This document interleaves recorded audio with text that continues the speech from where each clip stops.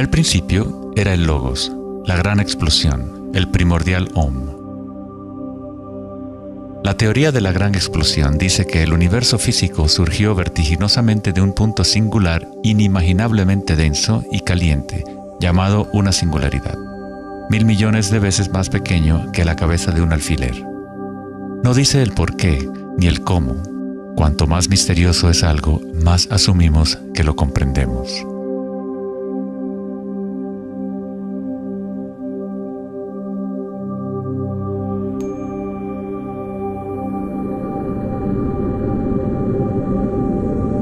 Antes se pensaba que la gravedad haría que se desacelerara eventualmente la expansión del universo, o que lo contraería en una gran implosión. Sin embargo, las imágenes del telescopio Hubble demuestran que la expansión del universo parece estar acelerándose, expandiéndose más y más desde su origen en la gran explosión. De alguna manera, hay más masa en el universo de la cual la física había predicho.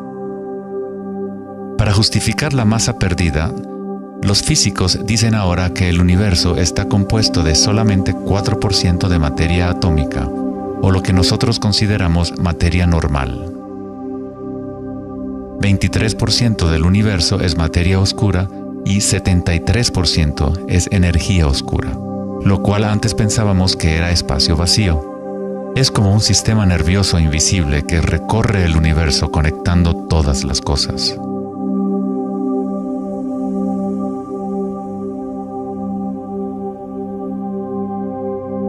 Los antiguos maestros védicos enseñaban Nada Brahma.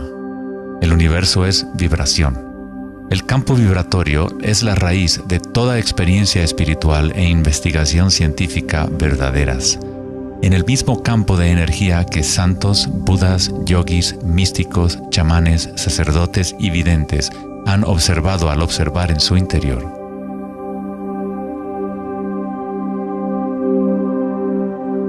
Se le ha denominado Akasha, el primordial Om, la red de joyas de Indra, la música de las esferas y miles de otros nombres a través de la historia.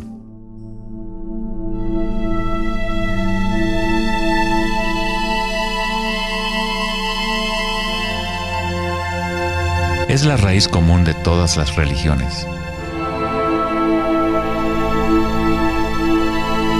Y el vínculo entre nuestros mundos interiores y exteriores.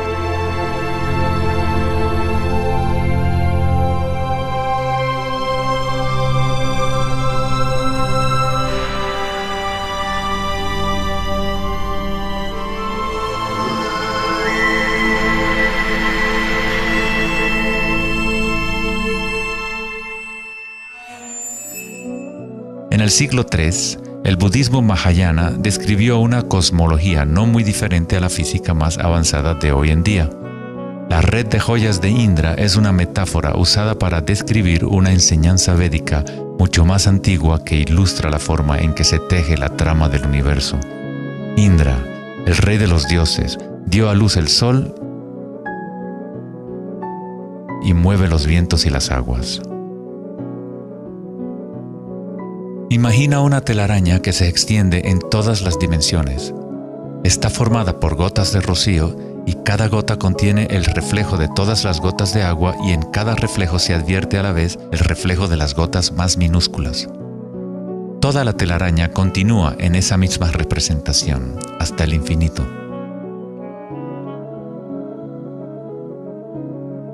La red de Indra podría ser descrita como un universo holográfico, donde hasta el más mínimo rayo de luz contiene el patrón completo de la totalidad. Se hace referencia a veces al científico serbio-americano Nikola Tesla como el hombre que inventó el siglo XX. Tesla fue el responsable del descubrimiento de la electricidad de corriente alterna y muchos otros inventos que ahora son parte de la vida cotidiana.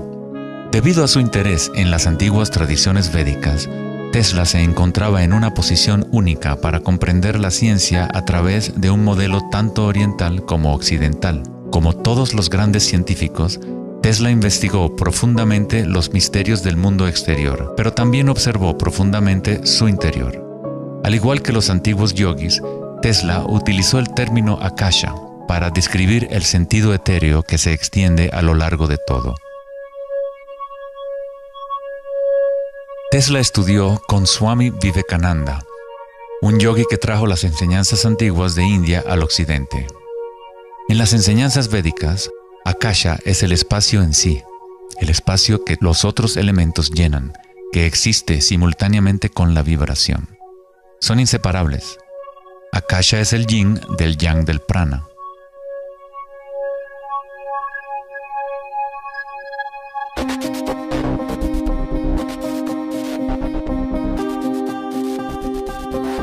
Un concepto moderno que nos puede ayudar a conceptualizar a Akasha, o la sustancia primaria, es la idea de los fractales. No fue sino hasta la década de los 80 que los avances en las computadoras nos permitieron visualizar y reproducir en realidad matemática los patrones de la naturaleza. El término fractal fue acuñado en 1980 por el matemático Benoit Mandelbrot, que estudió ciertas ecuaciones matemáticas simples de cuando se repiten, producen una serie interminable de cambios en las formas matemáticas o geométricas dentro de un marco limitado. Son limitadas, pero al mismo tiempo infinitas. Un fractal es una forma geométrica aproximada que se puede dividir en partes, cada una de las cuales es aproximadamente del tamaño de una copia reducida del patrón completo, una propiedad llamada autosemejanza. Los fractales de Mandelbrot han sido llamados las huellas digitales de Dios.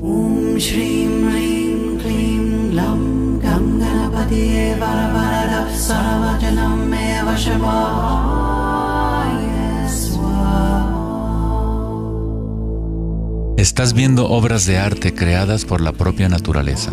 Si se gira la figura de Mandelbrot de cierta forma, luce muy similar a una deidad hindú o a un Buda. Esta figura ha sido denominada la figura Buddha-Brot.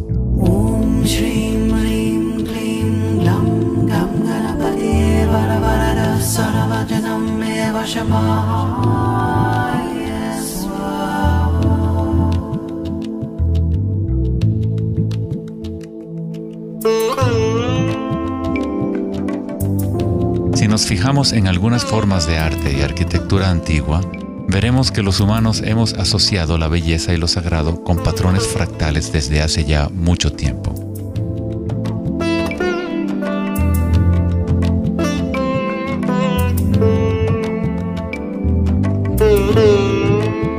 Infinitamente complejos, sin embargo, cada parte contiene la semilla para recrear el conjunto. Los fractales han cambiado el punto de vista de los matemáticos respecto a la percepción y el funcionamiento del universo. Con cada nuevo nivel de aumento surgen diferencias del original. El cambio y la transformación constante ocurren a medida que atravesamos el nivel de un detalle fractal a otro. Esta transformación es el espiral cósmico, la inteligencia intrínseca de la matriz del espacio-tiempo.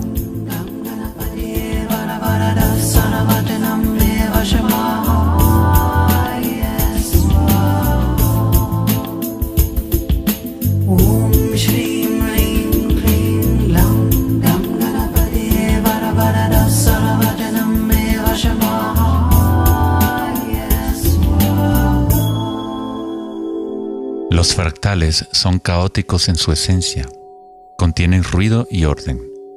Cuando nuestras mentes reconocen o definen un patrón, nos enfocamos en él como si fuera una cosa. Tratamos de encontrar los patrones que consideramos bellos, pero a fin de sostenerlos en nuestras mentes, debemos apartar el resto del fractal.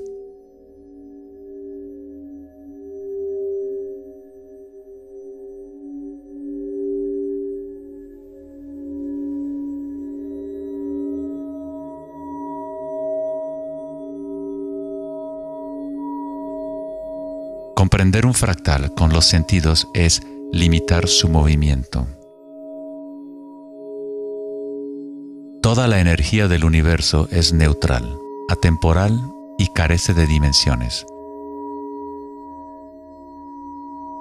Nuestra propia creatividad y la capacidad de reconocimiento de patrones es la relación entre el microcosmos y el macrocosmos. el mundo eterno de las ondas y el sólido mundo de las cosas. La observación es un acto de creación a través de las limitaciones inherentes del pensamiento. Estamos creando la ilusión de solidez de las cosas al etiquetarlas y nombrarlas. El filósofo Kierkegaard dijo: si me nombras, me niegas. Al darme un nombre, una etiqueta, niegas las otras posibilidades que yo podría ser. Encasillas a la partícula en ser una cosa, al nombrarla, al concretarla, pero al mismo tiempo la estás creando, la defines para que exista. La creatividad es nuestra naturaleza más elevada. Con la creación de las cosas viene el tiempo, lo cual crea la ilusión de solidez.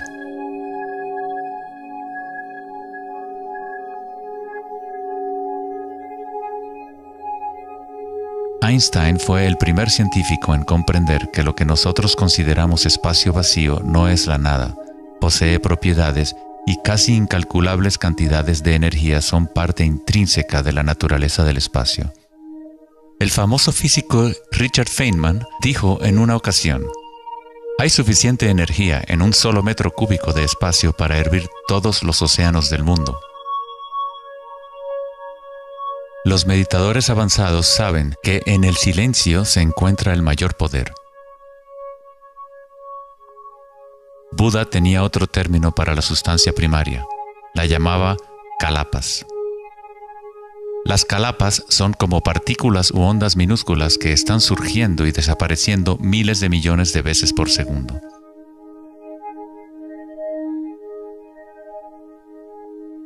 En ese sentido, la realidad es como una serie de cuadros en una cámara holográfica moviéndose rápidamente para crear la ilusión de continuidad. Cuando la conciencia se queda completamente inmóvil, se comprende la ilusión, pues es la conciencia misma la que genera la ilusión.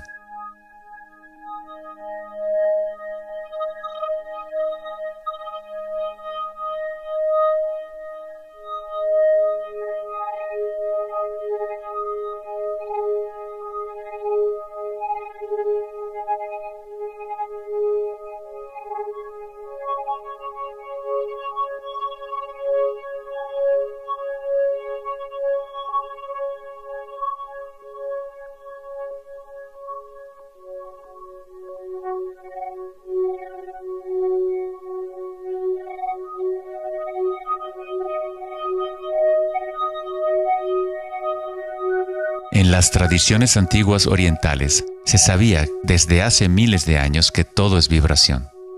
Nada Brahma, el universo es sonido. La palabra nada significa sonido o vibración y Brahma es el nombre de Dios.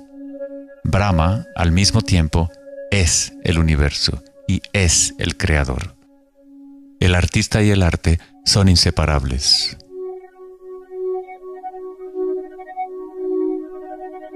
En los Upanishads, uno de los más antiguos registros de los seres humanos en la antigua India, se dice que Brahma, el creador, estaba sentado sobre una flor de loto, abrió los ojos y el mundo surgió. Brahma cierra sus ojos y un mundo entero cesa de existir. Algunos místicos, yogis y sabios han sostenido que hay un campo a nivel de la raíz de la conciencia, el campo akáshico o los registros akáshicos, donde toda la información, todas las experiencias pasadas, presentes y futuras existen ahora y siempre. Es este campo o matriz de la que surgen todas las cosas. Desde las partículas subatómicas, las galaxias, las estrellas, los planetas y toda la vida.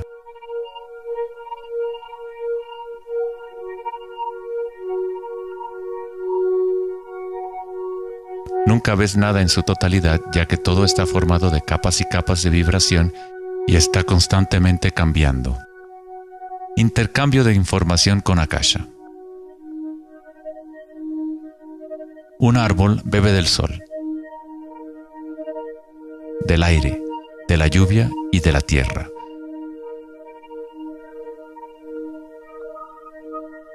Un mundo de energía entra y sale de esta cosa llamada árbol. Cuando la mente pensante permanece en calma, observas la realidad tal como es. Todos los aspectos en conjunto, el árbol, el cielo y la tierra, la lluvia y las estrellas no están separadas. La vida y la muerte, el yo y el otro no están separados. Así como la montaña y el valle son inseparables. En las tradiciones indígenas de los Estados Unidos y en otras tradiciones indígenas, se dice que cada cosa tiene espíritu, lo cual es otra forma de decir, todo está conectado con la única fuente de vibración. Hay una conciencia, un campo, una fuerza que se mueve a través de todo. Este campo no está aconteciendo a tu alrededor, sino a través de ti y en calidad de tu esencia. Tú eres la U en la palabra universo. Eres los ojos con los cuales la creación se observa a sí misma. Cuando te despiertas de un sueño, te das cuenta que todo lo del sueño era parte de ti. Tú lo estabas creando. Es igual para lo que llamamos la vida real. Cada uno y cada cosa eres tú. La única conciencia mirando a través de cada ojo, bajo cada roca,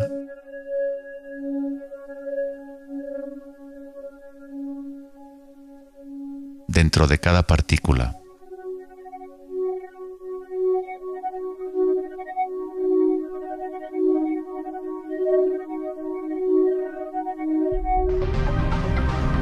Los investigadores internacionales del CERN, el Laboratorio Europeo de Física de Partículas, están buscando este campo que se extiende a lo largo de todas las cosas. Pero en lugar de mirar hacia adentro, miran al mundo físico externo. Científicos del laboratorio CERN en Ginebra, Suiza, anunciaron que habían encontrado el bosón de Higgs, o la partícula de Dios. Los experimentos del bosón de Higgs demostraron científicamente que un campo de energía invisible llena el vacío del espacio. El gran colisionador de hadrones del CERN consiste en un anillo de 17 millas de circunferencia en la que dos haces de partículas corren en direcciones opuestas, convergiendo y estrellándose casi a la velocidad de la luz. Los científicos observan lo que surge de las violentas colisiones. El modelo estándar no puede explicar cómo las partículas obtienen su masa. Todo parece estar compuesto de vibraciones, pero no hay ninguna cosa que esté siendo vibrada. Es como si hubiera un bailarín invisible, una sombra, danzando oculta en el valle del universo. Los demás bailarines siempre han danzado alrededor de este bailarín oculto. Hemos observado la coreografía, pero hasta ahora no podíamos ver el bailarín.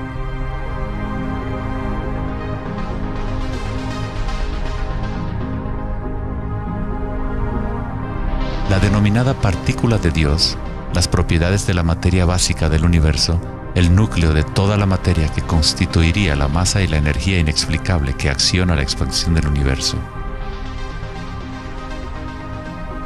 Pero lejos de explicar la naturaleza del universo, el descubrimiento del bosón de Higgs simplemente presenta un misterio aún mayor, dejando al descubierto un universo que es aún más misterioso de lo que nunca habíamos imaginado. La ciencia se acerca al umbral entre la conciencia y la materia. El ojo con el cual observamos el campo primordial y el ojo con el cual el campo nos observa son uno y el mismo.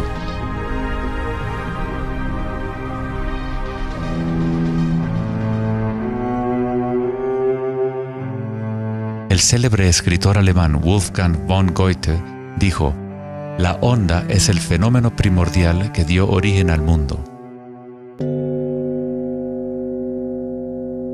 La simática es el estudio del sonido visible. La palabra simática proviene de la raíz griega kuma, que significa onda o vibración.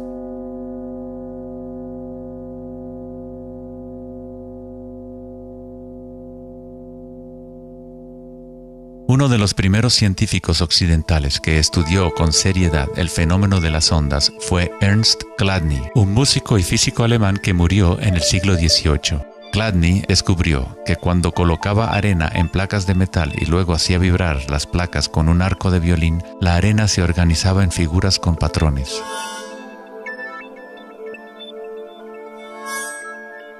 Diferentes formas geométricas aparecían dependiendo de la vibración producida. Chladni registró un catálogo completo de estas formas que se conocen como las figuras de Chladni. Muchos de estos patrones se pueden encontrar en todo el mundo de la naturaleza. Es el caso de las marcas distintivas de la tortuga o los patrones de manchas del leopardo.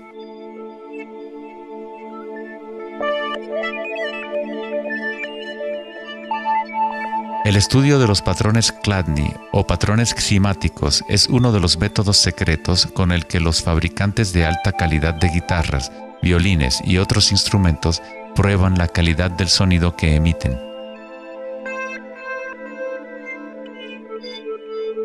Hans Jenny expandió el trabajo de Chladni en los años 60 usando varios líquidos y amplificación electrónica para generar frecuencias de sonido, y así acuñó el término ximática. Si se envían ondas sinusoidales simples a través de un recipiente con agua, se pueden ver los patrones en el agua. Dependiendo de la frecuencia de la onda, aparecerán diferentes patrones de ondas. Cuanto más elevada sea la frecuencia, más complejo será el patrón. Estas formas son repetibles, no aleatorias. Cuanto más observas, más empiezas a ver cómo la vibración organiza la materia en formas complejas que comenzaron en simples ondas repetitivas. Esta vibración de agua tiene un patrón similar a un girasol.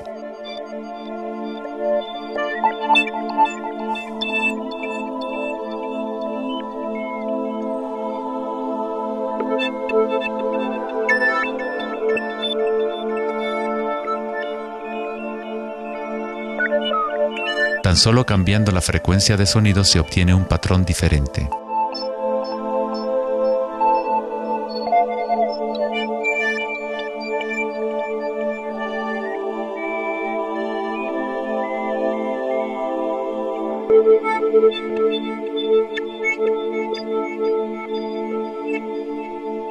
El agua es una sustancia muy misteriosa, es altamente impresionable. Es decir, puede recibir y retener la vibración. Debido a su capacidad y sensibilidad de resonancia elevada y a su disposición interna para resonar, el agua responde instantáneamente a todos los tipos de ondas acústicas. Agua y tierra vibrante constituyen la mayoría de la masa en las plantas y los animales. Es fácil observar cómo simples vibraciones en el agua pueden crear patrones reconocibles naturales, pero a medida que agregamos sólidos y aumentamos la amplitud, las cosas se ponen aún más interesantes. Al añadir almidón de maíz al agua, obtenemos fenómenos más complejos.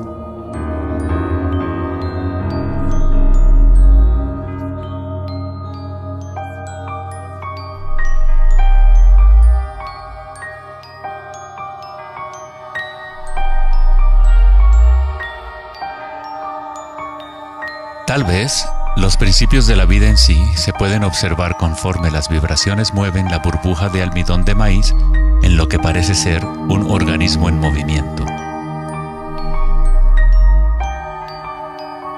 El principio que anima el universo se describe en todas las grandes religiones usando las palabras que reflejan los conocimientos de ese momento en la historia. En el idioma de los incas, el imperio más grande de la América precolombina, la palabra para cuerpo humano es Alpacamasca, lo que significa literalmente tierra viviente. En la Cábala o misticismo judío, hablan del nombre divino de Dios, el nombre impronunciable. No se puede pronunciar debido a que es una vibración que está en todas partes. Se trata de todas las palabras, toda la materia. Todo es la palabra sagrada. El tetaedro es la forma más simple que puede existir en 3 dimensiones. Algo debe tener por lo menos 4 puntos para tener realidad física. La estructura del triángulo es el único patrón de la naturaleza que se autoequilibra. En el Antiguo Testamento, la palabra tetragramaton se utilizaba a menudo para representar una cierta manifestación de Dios. Se usaba cuando se hablaba de la palabra de Dios o del nombre especial de Dios, logos o la palabra primordial. Las antiguas civilizaciones sabían que en la estructura de la raíz del universo estaba la figura tetraédrica. De esta forma, la naturaleza exhibe un impulso fundamental hacia el equilibrio, Shiva, pero a la vez exhibe un impulso fundamental hacia el cambio, Shakti.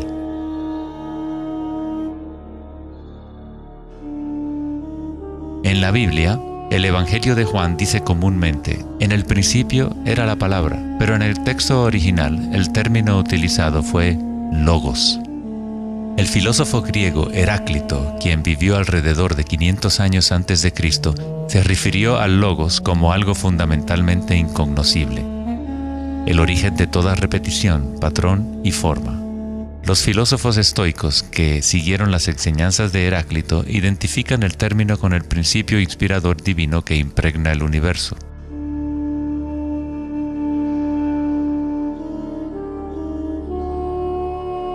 En el sufismo, el logos está en todas partes y en todas las cosas. Es aquello de lo cual lo inmanifiesto se manifiesta.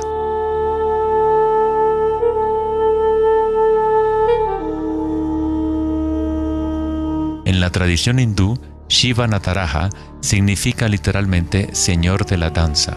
El cosmos entero danza al tambor de Shiva. Todo está imbuido o impregnado con la pulsación. El mundo puede seguir evolucionando y cambiando solo mientras Shiva siga danzando. De otra forma, colapsa de regreso a la nada. Mientras que Shiva representa nuestra conciencia de espectadores, Shakti es la sustancia o la materia del mundo. Mientras que Shiva yace en meditación, Shakti trata de incitarlo a la danza. Como el yin y el yang, el bailarín y el baile existen como uno.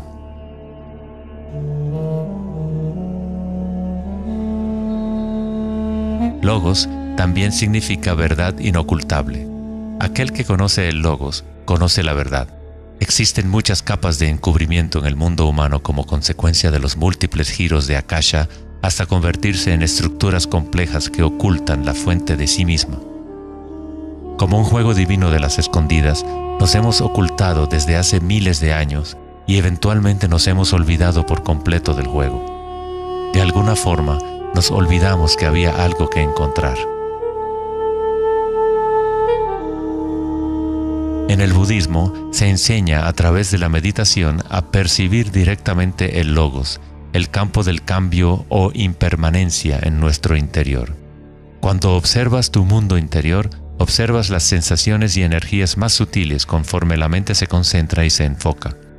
A través de la comprensión directa de anicca o impermanencia a nivel de la raíz de la sensación, uno se libera del apego a las formas externas transitorias.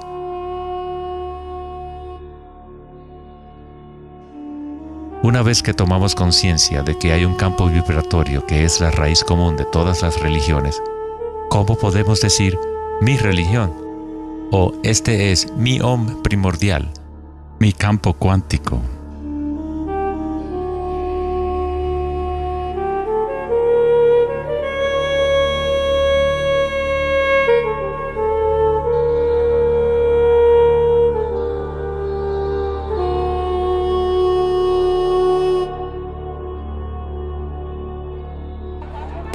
La verdadera crisis en nuestro mundo no es de carácter social, político o económico. Nuestra crisis es una crisis de conciencia, la incapacidad de experimentar directamente nuestra verdadera naturaleza. La incapacidad de reconocer esto en todo el mundo y en todas las cosas.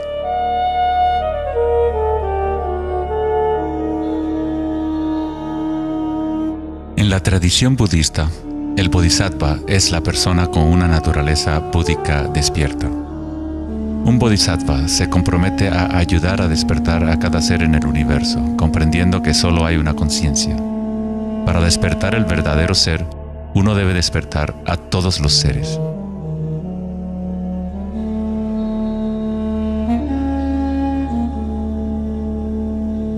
Existen innumerables seres conscientes en el universo a quienes me comprometo a ayudar a despertar. Mis imperfecciones son inagotables.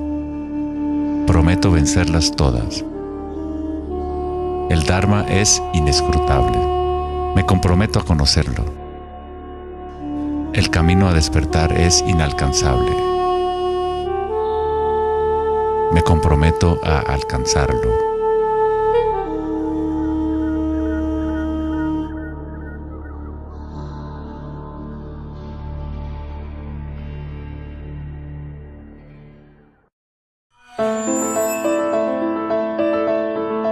El filósofo Platón, partidario de Pitágoras, insinuaba enigmáticamente que había una llave de oro que unificaba todos los misterios del universo. Esta es la llave de oro a la que regresaremos una y otra vez a lo largo de nuestra exploración.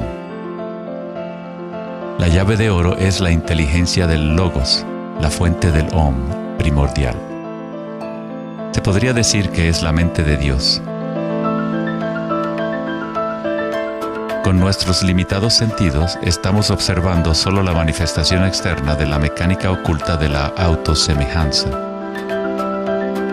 La fuente de esta simetría divina es el misterio más grande de nuestra existencia. Muchos de los pensadores monumentales de la historia, como Pitágoras, Kepler, Leonardo da Vinci, Tesla y Einstein, han llegado al umbral del misterio. Einstein dijo: "Lo más bello que podemos experimentar es lo misterioso. Es la fuente de cualquier arte y ciencia verdadera". Aquel que no conoce esta emoción, que no hace pausa para maravillarse y quedarse absorto en admiración, es como si estuviera muerto. Sus ojos están cerrados. Estamos en la posición de un niño pequeño entrando a una gran biblioteca llena de libros en muchos idiomas diferentes. El niño sabe que alguien debe haber escrito esos libros. No sabe cómo. No entiende los idiomas en que están escritos. El niño sospecha ligeramente que hay un orden misterioso en la disposición de los libros, pero no sabe cuál es. A mí me parece que esa es la actitud, inclusive del ser humano más inteligente, hacia Dios. Vemos un universo maravillosamente ordenado que obedece ciertas leyes. Nuestras mentes limitadas no pueden comprender la misteriosa fuerza que mueve las constelaciones. Todo científico que observa detenidamente el universo y todo místico que observa profundamente su interior se encuentra tarde o temprano, cara a cara, con la misma cosa: la espiral primordial.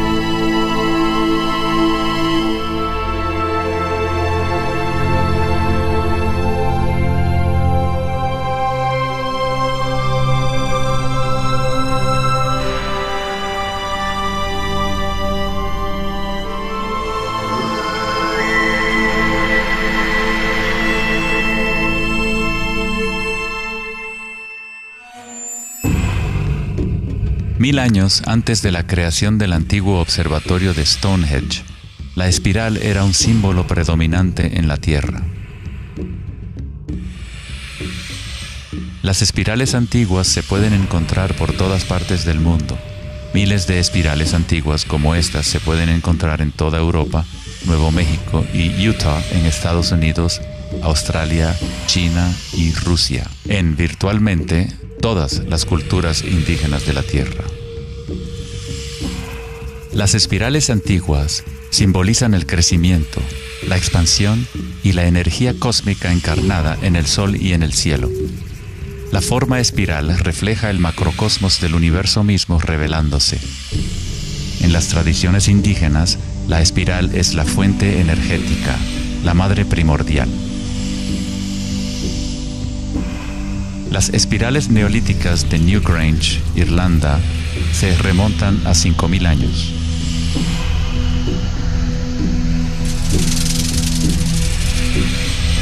Tienen 500 años más que la Gran Pirámide de Giza y son igual de enigmáticas ante los observadores modernos.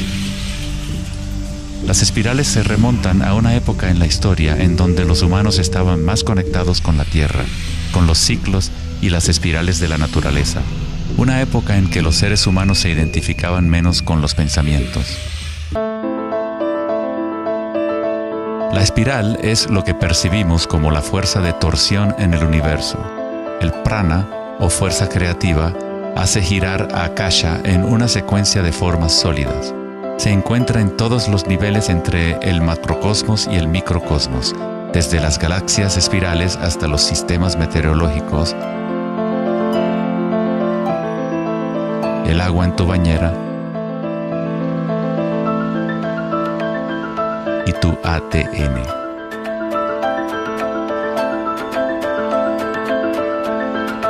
En la experiencia directa de tu propia energía, la espiral primordial no es una idea, sino más bien lo que hace posible toda condición e idea.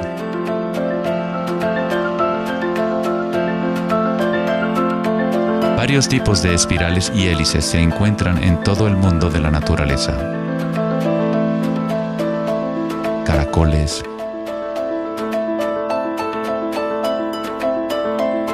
corales marinos,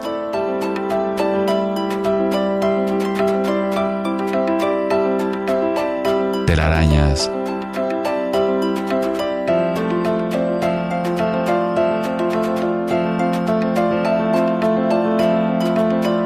fósiles.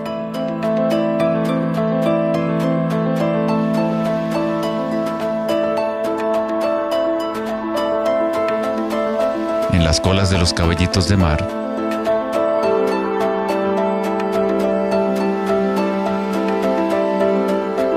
y en las conchas. Muchas espirales en la naturaleza se pueden observar como espirales logarítmicas o espirales en crecimiento. A medida que avanzas desde el centro de la espiral, las secciones son exponencialmente más grandes. Al igual que la red de joyas de Indra, las espirales logarítmicas son autosemejantes u holográficas, de manera que las características de cada parte reflejan el conjunto. Hace 2400 años, en la antigua Grecia, Platón consideraba la proporción geométrica continua como el vínculo cósmico más profundo. La sección áurea, o número áureo, o proporción divina, era el secreto más grande de la naturaleza. La sección áurea puede expresarse como la relación de A más B a es igual a la relación de A B. Para Platón, el alma del mundo se vincula en una sola resonancia armónica.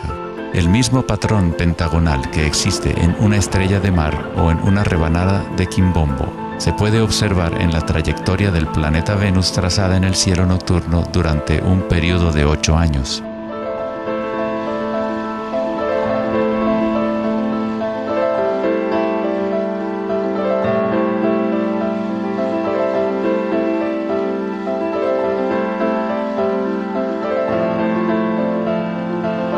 Se observa en el mundo inteligible de las formas en el cielo y en el mundo visible de los objetos materiales en la tierra, a través de este principio de la autosemejanza geométrica. Desde los patrones autosemejantes del brócoli romanesco hasta las ramas de las galaxias, las espirales logarítmicas son patrones omnipresentes y arquetípicos. Nuestra galaxia de la Vía Láctea tiene varias ramas espirales logarítmicas con una pendiente de unos 12 grados. Cuanto mayor la pendiente de la espiral, más compactos son los giros. Al observar una planta que crece a intervalos de tiempo en un video, uno es testigo de su danza con la espiral de la vida.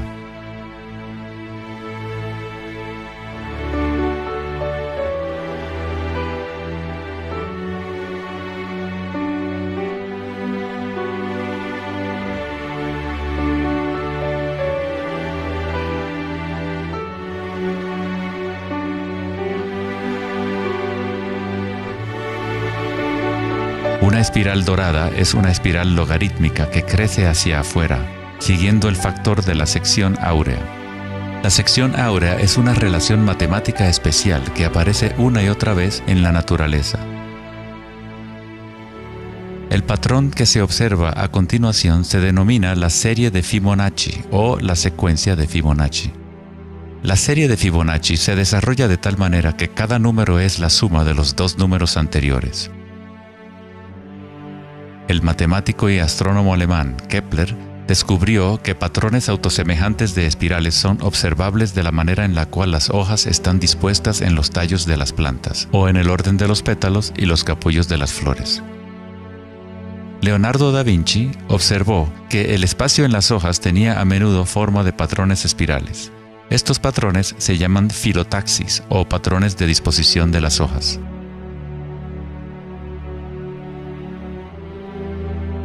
La disposición filotaxis se puede observar en los nucleótidos independientes del ADN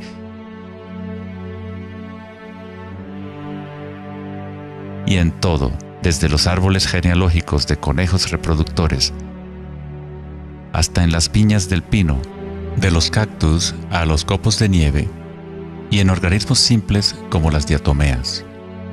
Las diatomeas son uno de los tipos más comunes de fitoplancton, organismos unicelulares que sirven de alimento a numerosas especies en la cadena alimenticia.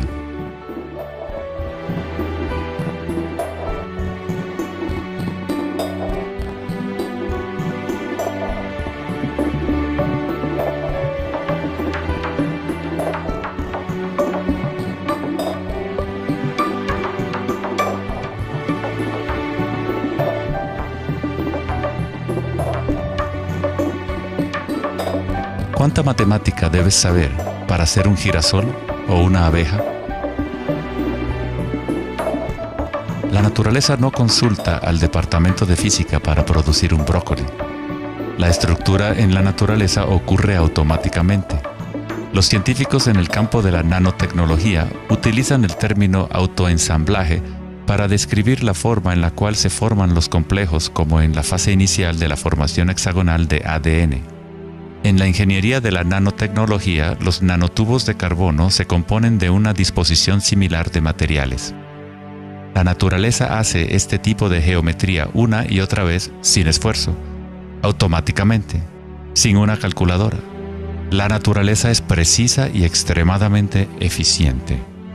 Según el famoso arquitecto y autor Buckminster Fuller, estos patrones son una función del espacio-tiempo. El ADN y el panal de abejas tienen esa forma por la misma razón que una burbuja es redonda. Es la forma más eficiente que requiere la menor cantidad de energía. El espacio en sí tiene una forma y permite solo ciertas configuraciones de la materia, siempre volviendo a lo más eficiente. Estos patrones son la forma más fuerte y eficiente de construir estructuras arquitectónicas como las cúpulas geodésicas.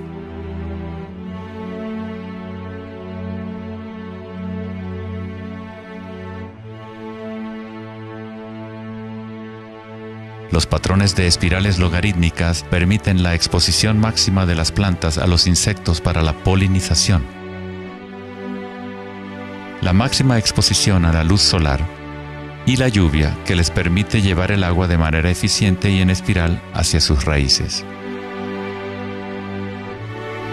Las aves rapaces utilizan el patrón de espiral logarítmica para acechar a su próxima presa. Volar en espiral es la forma más eficiente de cazar.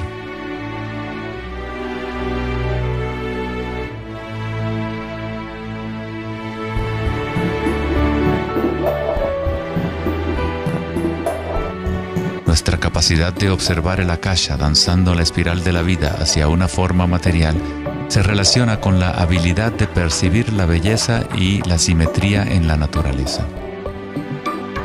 El poeta William Blake dijo: "El universo vegetativo se abre como una flor desde el centro de la tierra en donde mora la eternidad. Se expande desde las estrellas hasta el caparazón mundano y ahí se encuentra con la eternidad de nuevo, tanto desde dentro como desde fuera".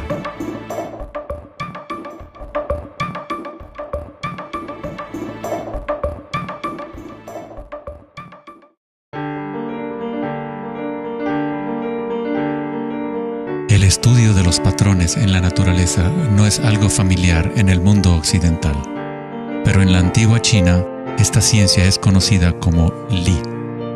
El Li refleja el orden dinámico y el patrón en la naturaleza. Pero no es considerado algo estático, congelado o inmutable como un mosaico.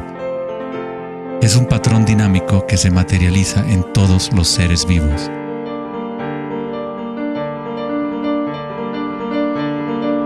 Las arterias de las hojas, las marcas de las tortugas y los patrones de vetas en las rocas son todas expresiones del lenguaje secreto de la naturaleza y del arte. El laberinto es uno de los muchos patrones de Li. Se encuentran en las estructuras de los corales, en hongos como el morel, en coles y en el cerebro humano.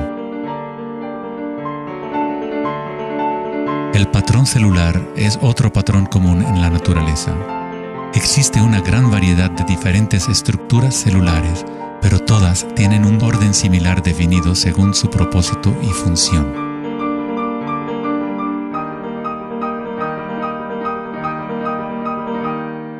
Es fácil quedarse fascinado ante el juego constante de formas, pero lo más interesante es que ciertas formas arquetípicas parecen estar entretejidas en la trama de la naturaleza. El patrón de ramificación es otro patrón Li, o modelo arquetípico observable en todos los niveles y en todas las escalas fractales.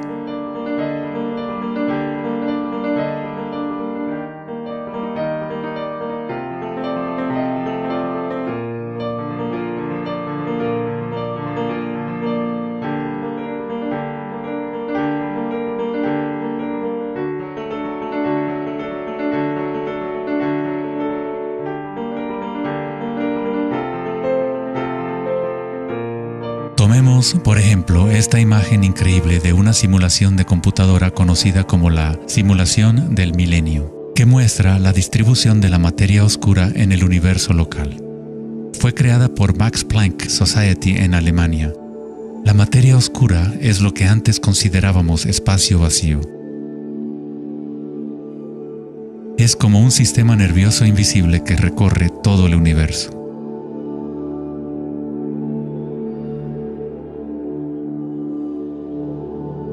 El universo es literalmente como un cerebro gigante. Está constantemente utilizando un tipo de energía oscura u oculta que solo hasta ahora la ciencia empieza a entender. A través de esta red inmensa, la insondable energía se mueve proporcionando el impulso para la expansión y el crecimiento del universo.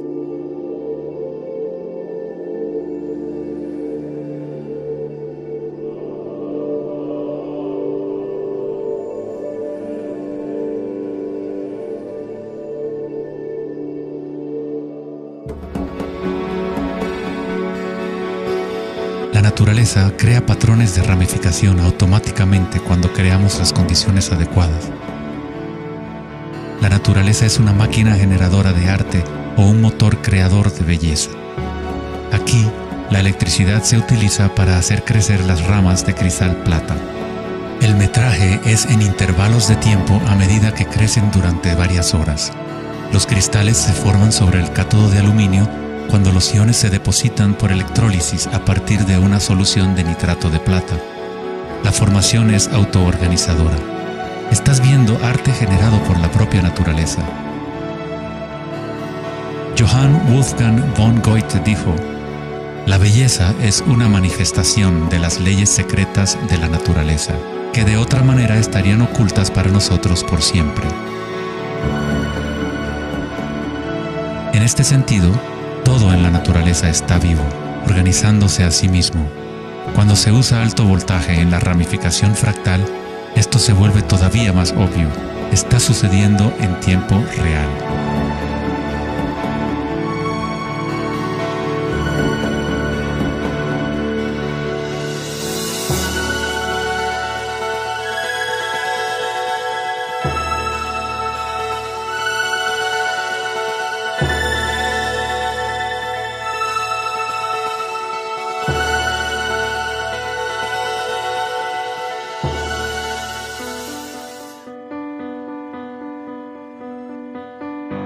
En el cuerpo humano se encuentran patrones y estructuras ramificadas por todas partes. Son, por supuesto, el sistema nervioso de la medicina occidental. Pero en la medicina china, ayurvédica y tibetana, los meridianos de energía son un componente esencial para entender cómo funciona el cuerpo. Los nadis o meridianos de energía forman estructuras ramificadas. Una autopsia no revelará los chakras o nadis, pero eso no quiere decir que no existen. Es necesario refinar las herramientas que usamos para poder observar. En primer lugar, debes aprender a acallar tu mente. Solo entonces podrás ver estas cosas primero en tu interior. En la teoría eléctrica, cuanta menos resistencia haya en un cable, más fácilmente puede transportar energía. Al cultivar la ecuanimidad a través de la meditación, se crea un estado de no resistencia en tu cuerpo. Prana o chi, o energía interna, es simplemente tu vitalidad interior. Lo que sientes cuando tomas conciencia desde el interior del cuerpo. Los hilos sutiles de tu cuerpo que transportan el prana, los nadis, logran mover más y más energía pránica a través de los chakras. El cableado se hace más fuerte a medida que lo usas, pues permites que la energía fluya. Donde quiera que haya conciencia, el chi o energía comenzará a fluir y prosperarán las conexiones físicas. En el sistema nervioso y el cerebro, los patrones físicos de cableado se establecen por repetición. Si prestas atención continuamente a lo que está en tu interior y reduces la resistencia a las sensaciones que están experimentando, incrementas tu capacidad energética.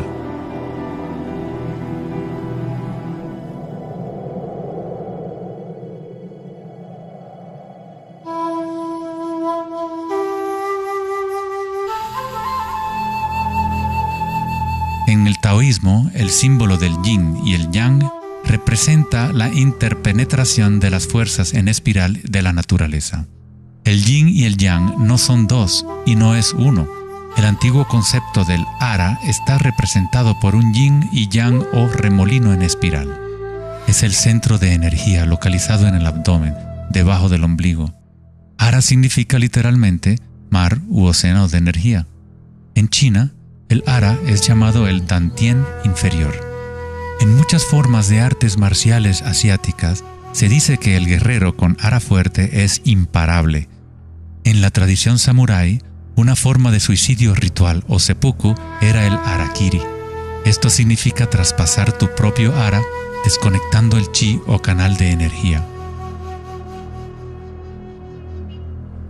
Moverse desde este centro crea el movimiento enraizado y lleno de gracia que se ve no solo en las artes marciales,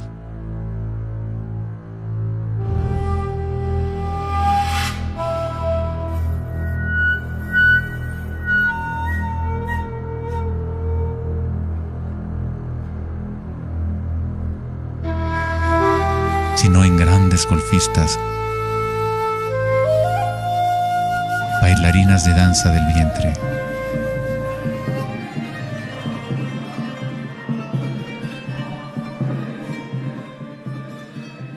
Y derviches giradores sufíes. La esencia del ara es la cultura de la conciencia disciplinada, enfocada en un solo punto, la quietud del ojo del huracán.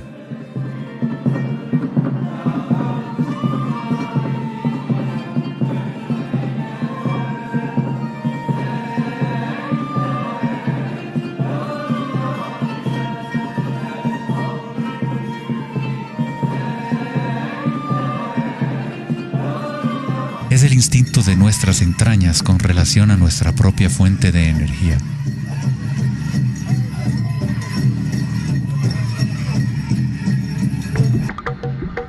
Una persona con buena ara está conectada con la tierra y con la sabiduría intuitiva que conecta a todos los seres.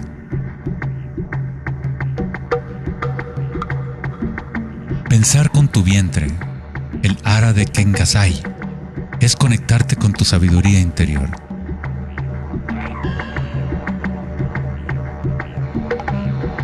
Los antiguos aborígenes australianos se concentraban en la misma zona justo debajo del ombligo, donde el cordón de la gran serpiente arcoíris yacía enroscada. Una vez más, una representación de energía evolutiva en la humanidad. No es casualidad que es en el ara donde comienza la nueva vida.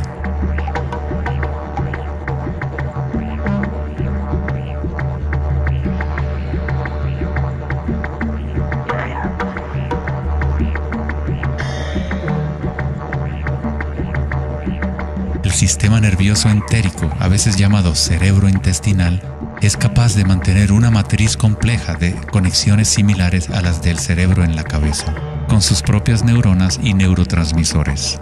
Puede actuar de forma autónoma, es decir, con su propia inteligencia. Se podría decir que el cerebro intestinal es una versión fractal del cerebro de la cabeza, o tal vez el cerebro de la cabeza es una versión fractal del cerebro intestinal. Un oso sano tiene un ara fuerte. Cuando un oso sabe dónde hurgar para encontrar hierbas, sigue el movimiento del chi a través de sus sentidos, centrando en el ara o vientre. Esta es la conexión del oso con la cabaña de los sueños, el lugar en las tradiciones indígenas de donde proviene todo el conocimiento y regresa hacia la espiral de la vida.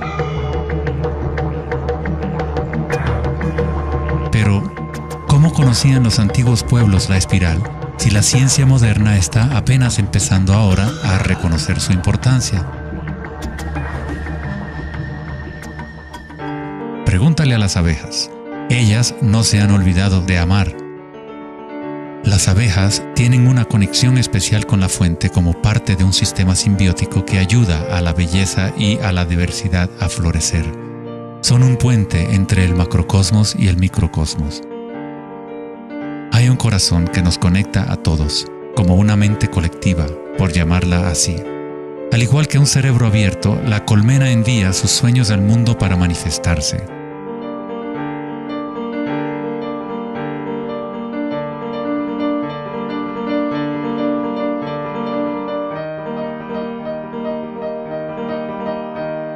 En la naturaleza, muchas criaturas saben cómo actuar en el unísono para moverse con un solo espíritu, en una sola dirección.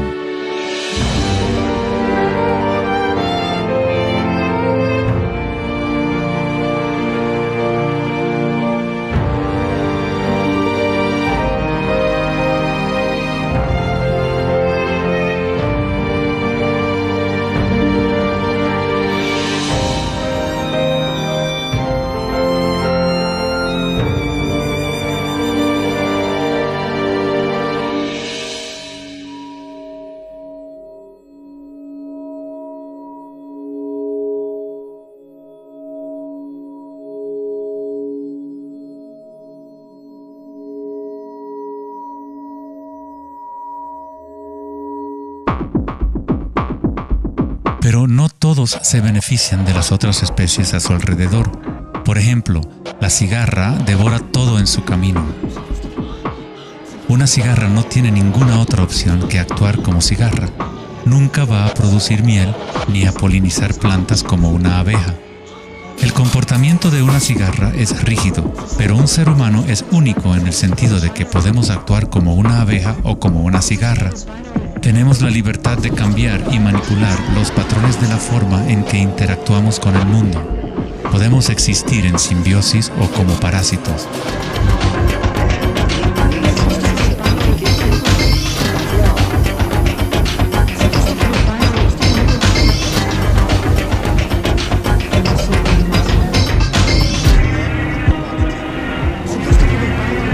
Hoy en día, los seres humanos tratan de entender la espiral con la mente racional, pero nunca ha sido el pensamiento el que nos conecta con la espiral de la vida. Siempre hemos estado conectados.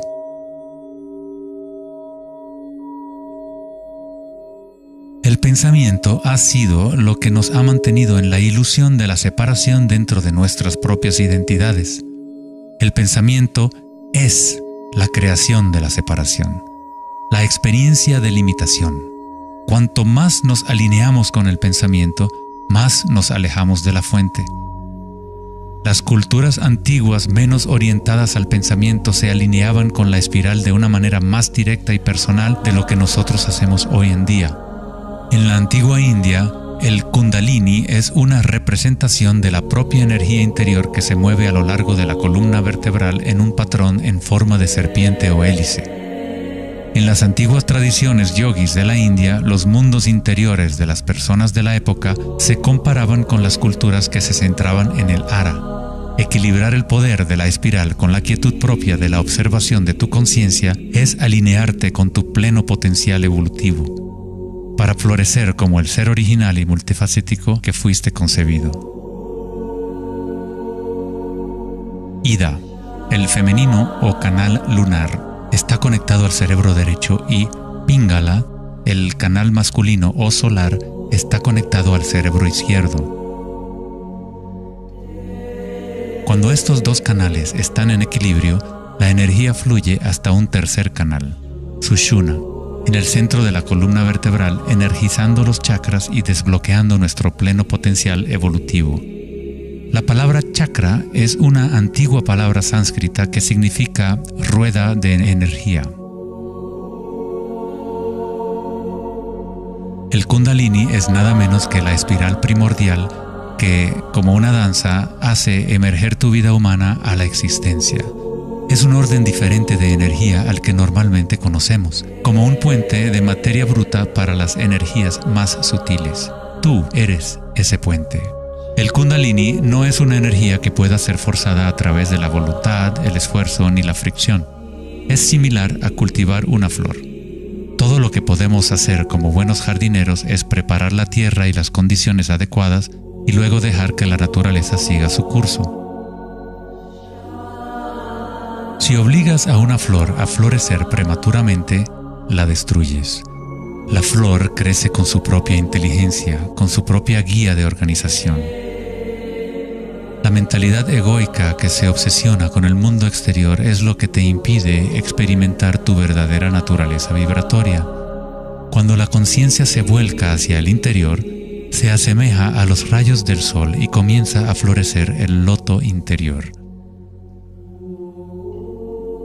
Conforme el Kundalini despierta en nuestro interior, comenzamos a notar el distintivo de la espiral en todas las cosas. En todos los patrones internos y externos, esta espiral es el vínculo entre nuestros mundos interiores y exteriores.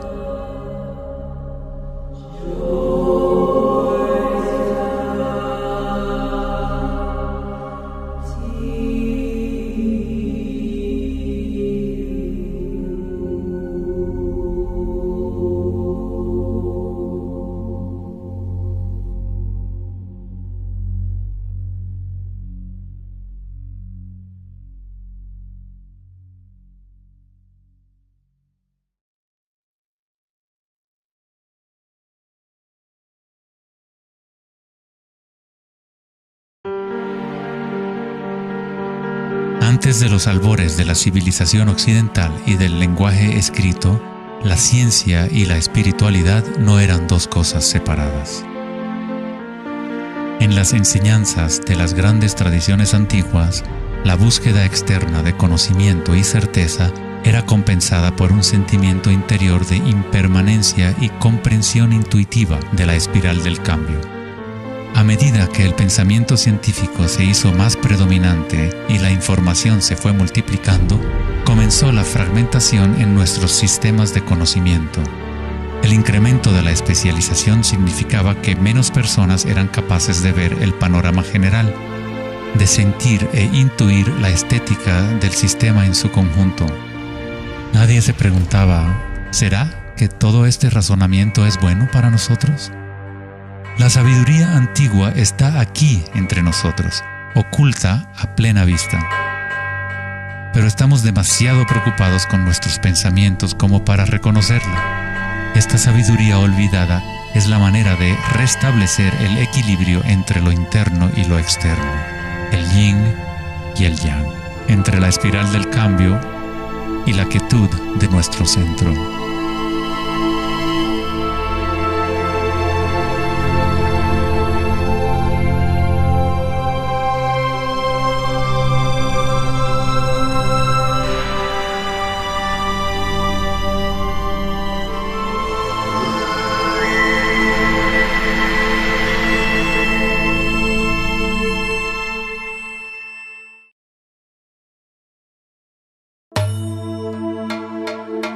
la leyenda griega, Asclepio era hijo de Apolo y dios de la medicina. Su sabiduría y habilidades para la curación eran insuperables, y se decía que había descubierto el secreto mismo de la vida y la muerte. En la antigua Grecia, los templos de curación asclepianos reconocían el poder de la espiral primordial. Esto está simbolizado por la vara de Asclepios. Se dice que Hipócrates, el padre de la medicina, cuyo juramento todavía constituye el código moral de la profesión médica, se entrenó en un templo asclepiano. Hasta el día de hoy, este símbolo de nuestra energía evolutiva se mantiene como el logotipo de la Asociación Médica Americana y otras organizaciones médicas en todo el mundo. En la iconografía egipcia, la serpiente y el pájaro representan la dualidad o polaridad de la naturaleza humana.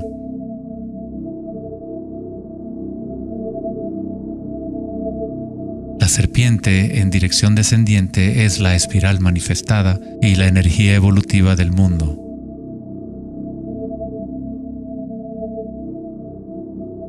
El pájaro es la dirección ascendiente, la corriente dirigida hacia el sol o la concientización unívoca del despertar, el vacío de Akasha.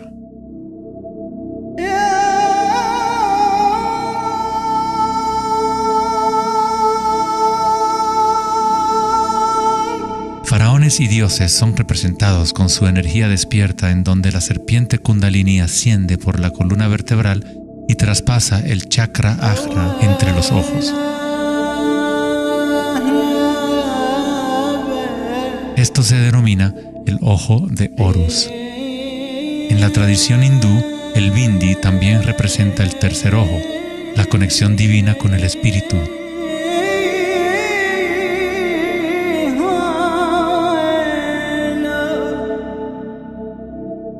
La máscara de Tutankamón es un ejemplo clásico que muestra temas de serpientes y aves.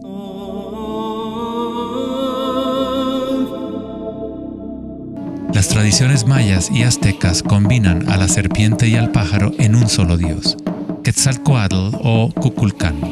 El dios de la serpiente alada representa la conciencia evolutiva despierta o el Kundalini despierto. La persona que despierta a Quetzalcóatl en su interior es una manifestación viviente de lo divino. Se dice que Quetzalcóatl o la energía de la serpiente regresará al final de los tiempos.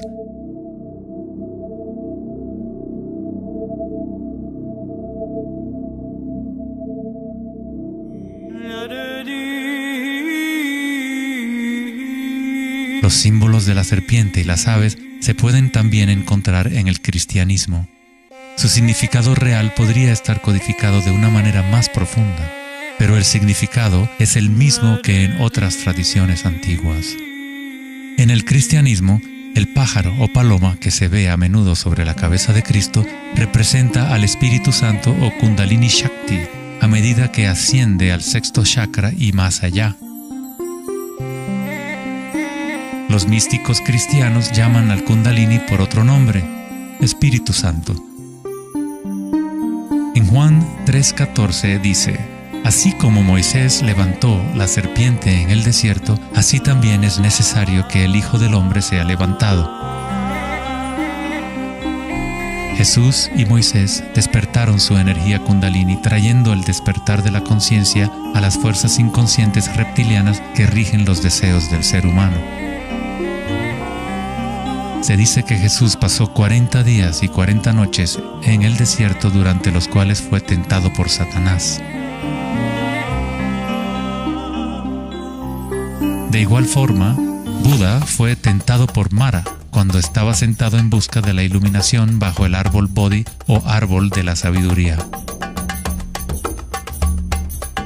Tanto Cristo como Buda tuvieron que alejarse de la tentación de los placeres sensoriales y mundanos.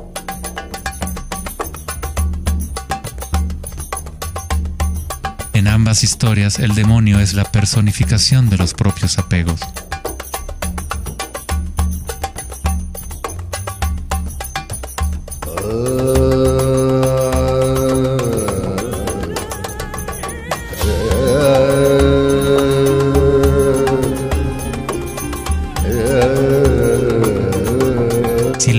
la historia de Adán y Eva a través de la luz de las tradiciones védicas y egipcias, descubrimos que la serpiente que vigila el árbol de la vida es el Kundalini.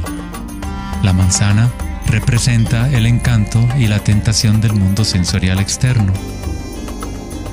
Distrayéndonos del conocimiento del mundo interior, del árbol del conocimiento interior,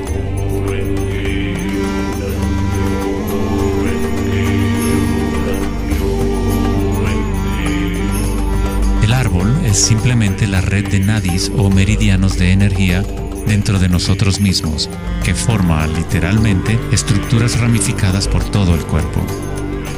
En nuestra búsqueda egoica de gratificación externa, nos hemos separado del conocimiento del mundo interior, de nuestra conexión a Akasha y a la fuente de la sabiduría.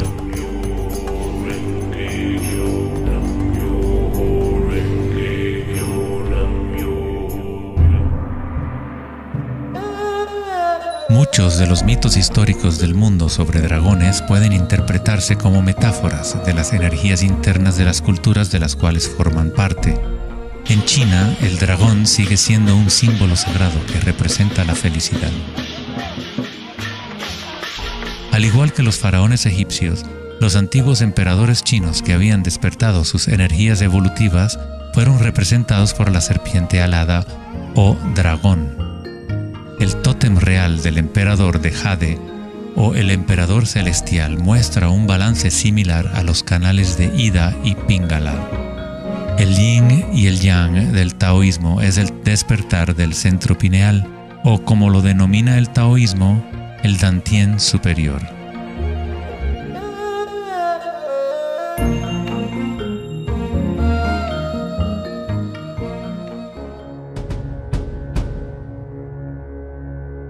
La naturaleza está llena de distintas formas de detectar y asimilar la luz. Por ejemplo, un erizo de mar puede, en verdad, ver con su cuerpo espinado que actúa como un gran ojo. Los erizos detectan la luz que ilumina sus espinas y comparan la intensidad de los rayos para tener una idea de lo que está en su entorno.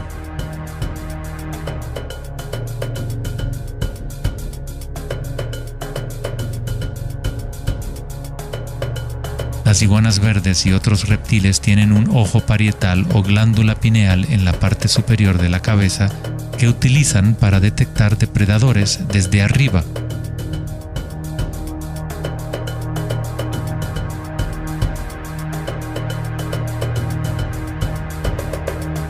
La glándula pineal humana es una pequeña glándula endocrina que ayuda a regular los patrones del sueño y vigilia. A pesar de que está oculta profundamente en la cabeza, la glándula pineal es sensible a la luz. El filósofo Descartes reconoció que el área de la glándula pineal o tercer ojo era la interfase entre la conciencia y la materia.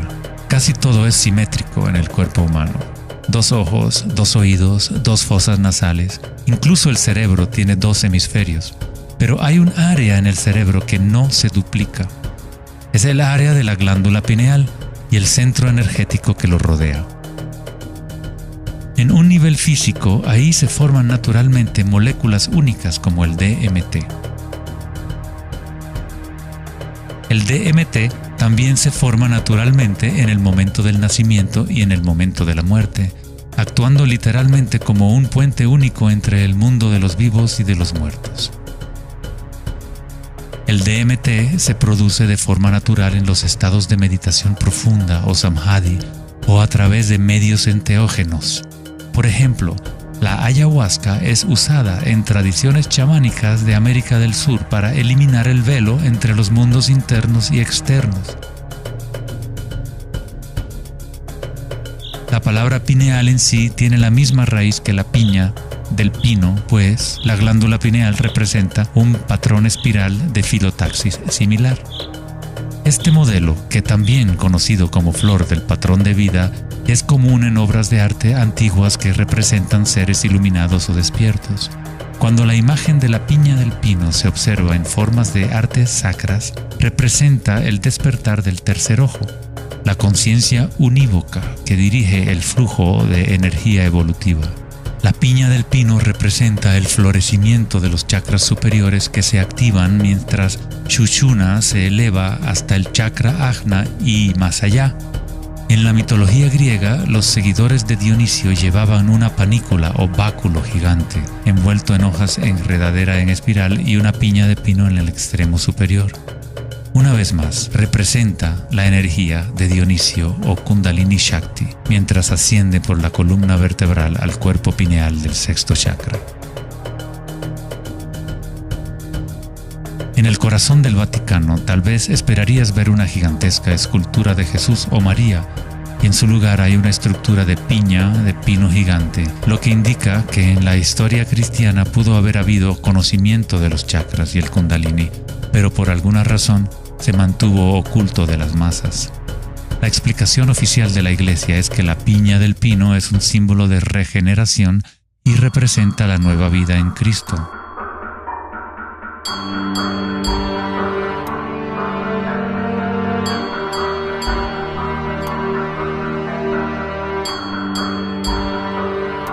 El filósofo y místico del siglo XIII, Meister Eckhart, dijo: "El ojo con el que veo a Dios y el ojo con el que Dios me ve es el mismo". En la Biblia del rey Jacobo, Jesús dijo: "La luz del cuerpo es el ojo, y si por lo tanto tienes un solo ojo, tu cuerpo entero se llenará de luz".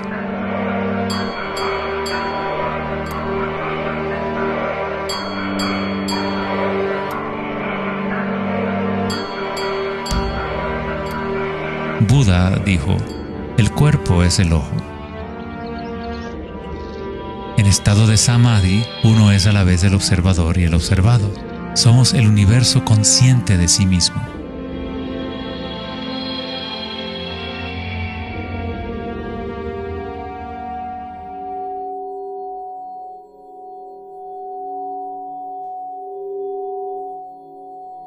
Cuando el Kundalini se activa, estimula el sexto chakra y el centro pineal, y esta zona empieza a recuperar algunas de sus funciones evolutivas. La meditación en la oscuridad ha sido utilizada durante miles de años como una forma de activar el sexto chakra en el área de la glándula pineal. La activación de este centro nos permite ver la luz interior. Ya sea el yogi proverbial o el chamán en retiro profundo en una cueva, un taoísta, un iniciado maya o un monje tibetano, todas las tradiciones incorporan un periodo de tiempo durante el cual uno entra en la oscuridad. La glándula pineal es la puerta a la experiencia directa de la propia energía sutil. El filósofo Nietzsche dijo: "Si miras fijamente al abismo durante el tiempo suficiente, eventualmente descubrirás que el abismo te mira fijamente de regreso". Los dólmenes o las antiguas tumbas en formas de pórtico se encuentran entre las estructuras más antiguas que quedan en la Tierra.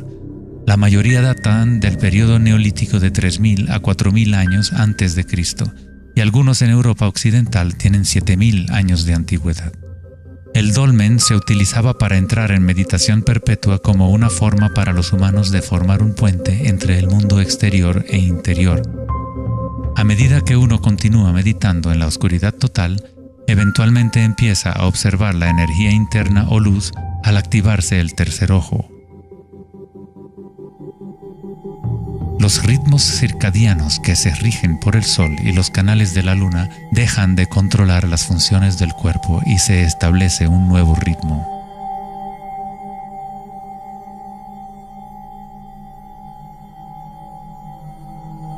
El séptimo chakra ha sido representado por el símbolo Om desde hace miles de años, un símbolo construido por signos sánscritos que representan los elementos. Cuando el Kundalini se eleva más allá del sexto chakra, se empieza a crear un halo de energía. Los halos aparecen constantemente en las pinturas religiosas de diferentes tradiciones en todas partes del mundo.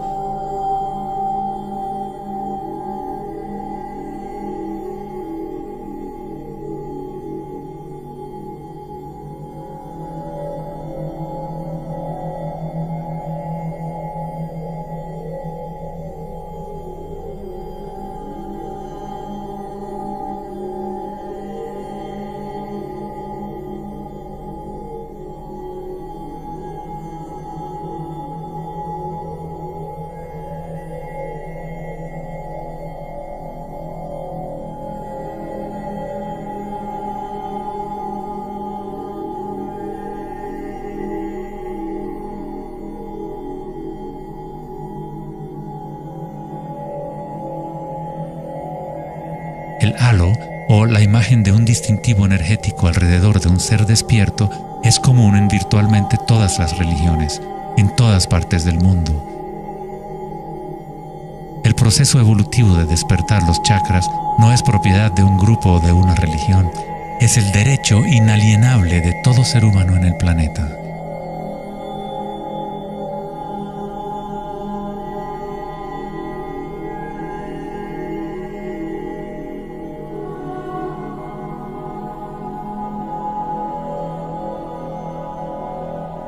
El chakra de la corona es la conexión con lo divino, aquello que está más allá de la dualidad, más allá del nombre y la forma. Akenatón fue un faraón cuya esposa era Nefertiti. Era llamado el Hijo del Sol. Él descubrió Atón, o la palabra de Dios en su interior, uniendo el Kundalini y la conciencia.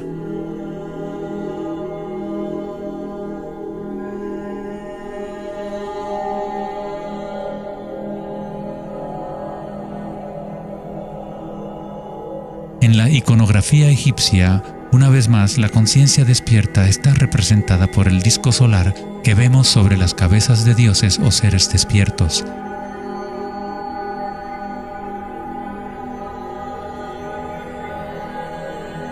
En las tradiciones hindú y yógica, se denomina Sahasrara a ese halo, el loto de 1000 pétalos.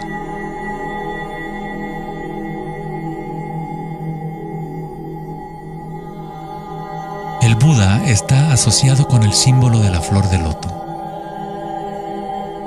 El patrón de filotaxis es el mismo modelo que se puede encontrar en una flor de loto. Es la flor del patrón de la vida, la semilla de la vida.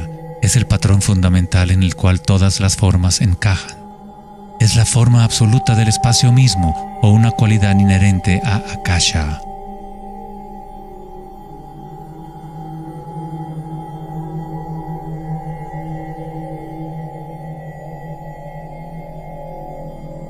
En un momento de la historia, el símbolo de la flor de la vida predominaba por toda la tierra.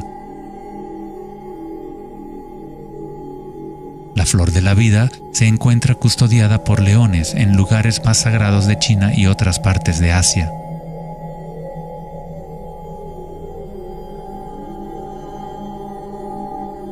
Los 64 hexagramas del I Ching a menudo rodean el símbolo yin-yang, que es otra forma de representación de la flor de la vida.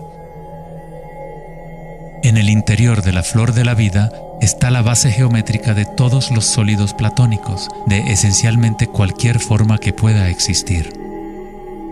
La antigua flor de la vida empieza con la geometría de la estrella de David, o triángulos con sus caras hacia arriba y hacia abajo.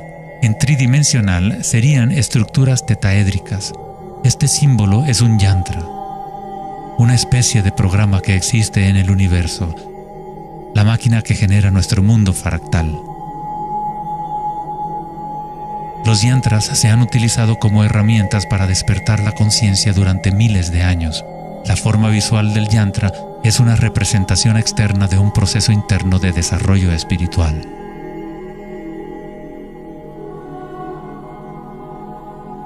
Es la música oculta del universo hecha visible, compuesto por la intersección de formas geométricas y patrones de interferencia.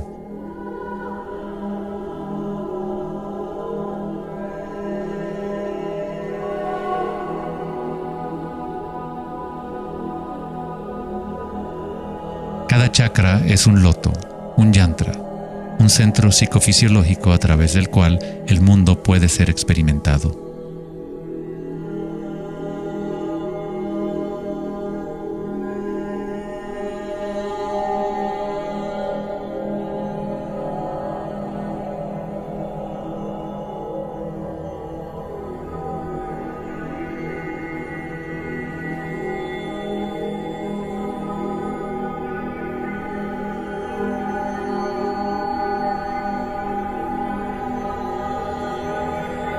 Un yantra tradicional, tal como se puede encontrar en la tradición tibetana, posee valiosas capas de significado, a veces incorporando una cosmología y visión del mundo por completo.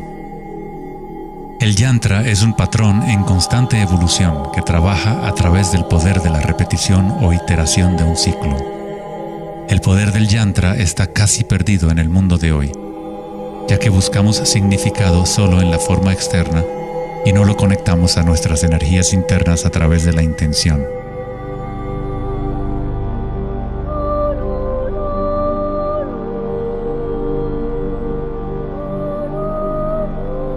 Hay una buena razón por la cual sacerdotes, monjes y yogis han sido tradicionalmente célibes. Hoy en día, apenas una fracción conoce la razón de su celibato, pues el verdadero propósito se ha perdido. En pocas palabras, si tu energía se va a consumir en producir más espermatozoides u óvulos, según sea el caso, no queda suficiente para impulsar la ascensión del Kundalini que activa los chakras superiores.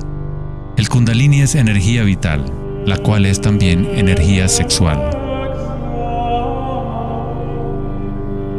Cuando la conciencia se enfoca menos en deseos animales y se coloca en los objetos que reflejan los chakras superiores, esta energía fluye de regreso a la médula espinal ascendiendo hacia esos chakras. Muchas de las prácticas tántricas enseñan a dominar la energía sexual con el fin de poder utilizarla para una mayor evolución espiritual.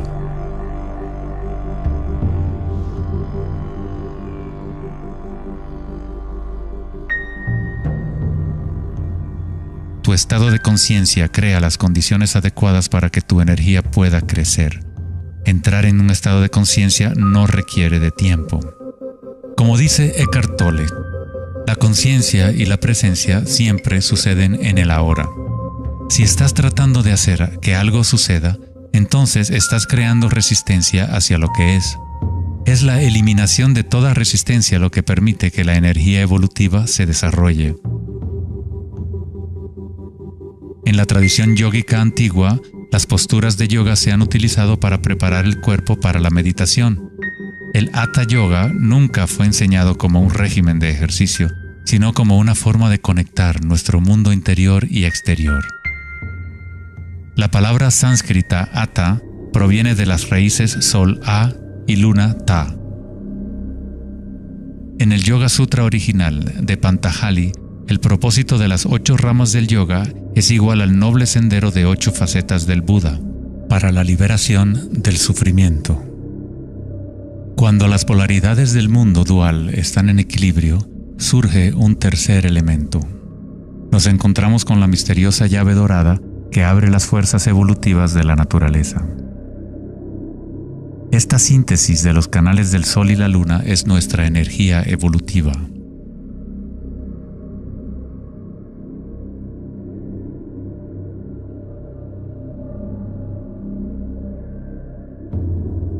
Puesto que ahora los seres humanos se identifican casi exclusivamente con sus pensamientos y con el mundo exterior, es en raras ocasiones que un individuo logra el equilibrio entre las fuerzas internas y externas, lo que permite el despertar natural del Kundalini.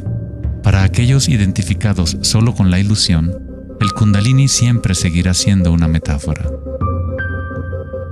Una idea en vez de una experiencia directa de la energía y la conciencia propias.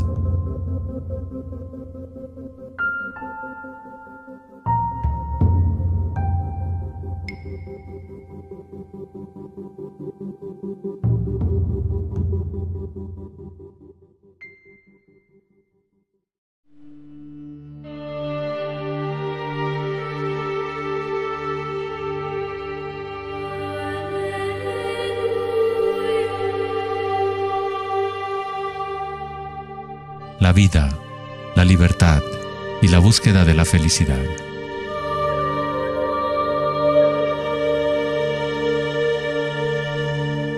Vivimos nuestras vidas buscando la felicidad allá afuera, como si fuera una mercancía. Nos hemos convertido en esclavos de nuestros propios deseos y anhelos. La felicidad no es algo que pueda ser perseguido o comprado como un traje barato.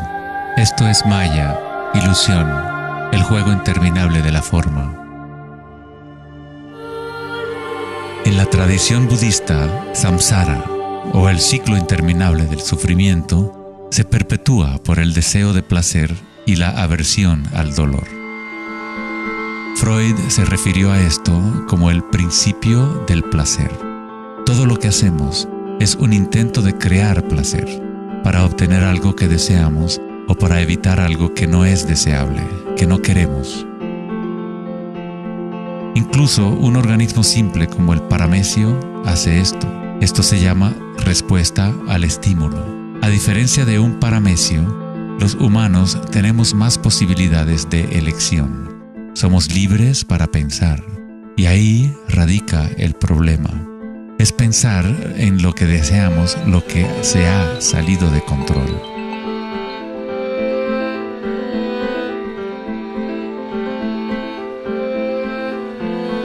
Safety systems armed.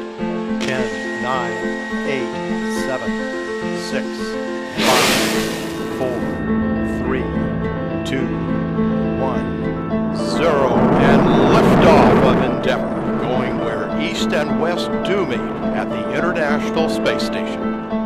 El dilema de la sociedad moderna es que tratamos de entender el mundo no en términos de conciencia interna arcaica, sino cuantificando y calificando lo que percibimos como el mundo externo, a través de medios científicos y mentales. Pensar solo ha llevado a pensar más y a formular más preguntas. Anhelamos conocer el secreto que crea el mundo y orienta su camino, pero consideramos esta esencia como si estuviera fuera de nosotros, no como una cosa viviente e inherente a nuestra propia naturaleza. Fue el famoso psiquiatra Carl Jung quien dijo: aquel que mira hacia afuera sueña, aquel que mira hacia adentro despierta. No tiene nada de malo desear estar despierto, ser feliz. Lo que está mal es buscar la felicidad fuera cuando solo se puede encontrar en nuestro interior.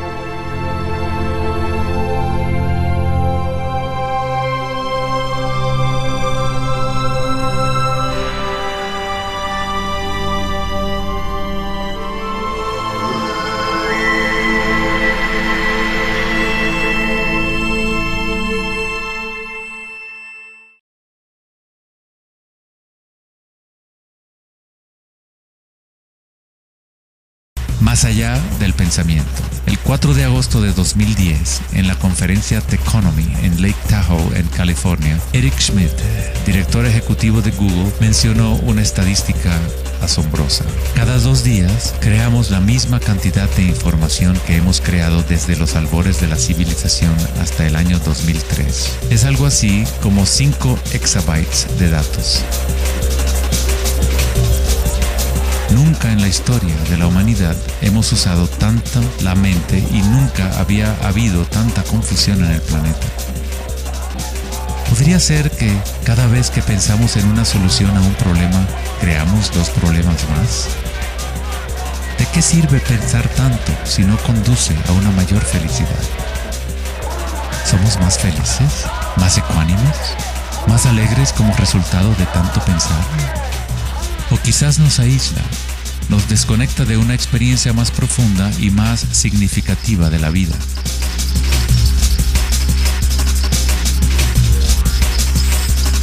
Pensar, actuar y hacer deben estar en equilibrio con el ser. Después de todo, somos seres humanos, no actos humanos.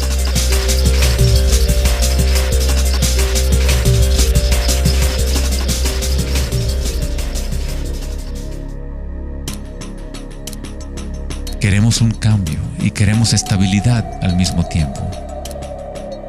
Nuestros corazones se han desconectado de la espiral de la vida, de la ley del cambio, mientras nuestras mentes pensantes nos conducen hacia la estabilidad, la seguridad y la pacificación de los sentidos.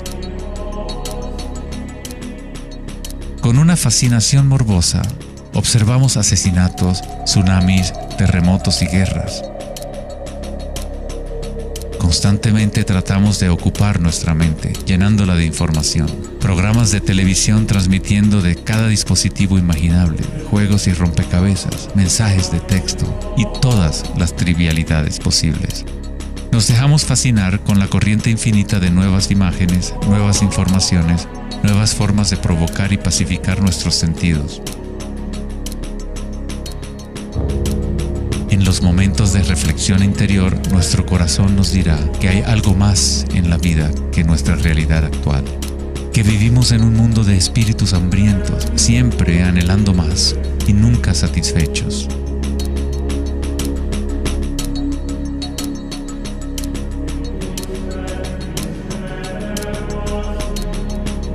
Hemos creado una vorágine de datos que vuelan alrededor del planeta para facilitar más pensamientos, más ideas sobre cómo arreglar el mundo, para solucionar los problemas que solo existen porque la mente los ha creado. Los pensamientos han creado todo el lío en el cual nos encontramos actualmente. Libramos guerras contra enfermedades, enemigos y problemas. La paradoja es que aquello que resistes, persiste. Cuanto más te resistes a algo, más se fortalece. Al igual que ejercitar un músculo, en realidad estás fortaleciendo aquello de lo cual justamente te quieres deshacer. Entonces, ¿cuál es la alternativa al pensamiento? ¿Qué otros mecanismos pueden utilizar los seres humanos para existir en este planeta?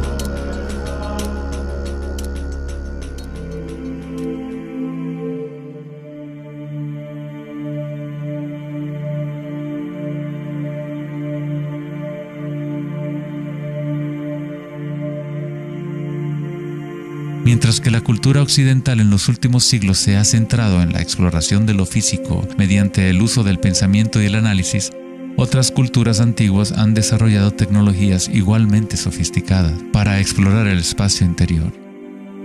Es la pérdida de nuestra conexión con nuestro mundo interior lo que ha creado un desequilibrio en nuestro planeta. El antiguo inquilino, «Conócete a ti mismo», ha sido reemplazado por el deseo de experimentar en el mundo externo de la forma. Responder a la pregunta ¿quién soy? No es simplemente una cuestión de describir lo que está en tu tarjeta de presentación. En el budismo, no eres el contenido de tu conciencia. No eres apenas una colección de pensamientos o ideas, porque detrás de los pensamientos está aquel que está siendo testigo de los pensamientos.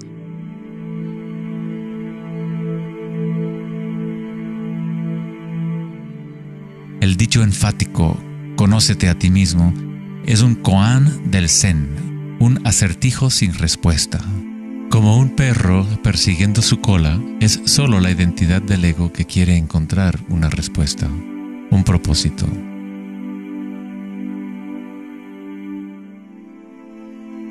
La verdad de lo que eres no necesita una respuesta, pues todas las preguntas fueron creadas por la mente egoica.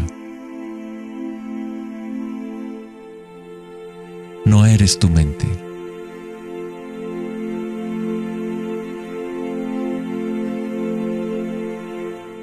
La verdad no yace en más respuestas, sino en menos preguntas.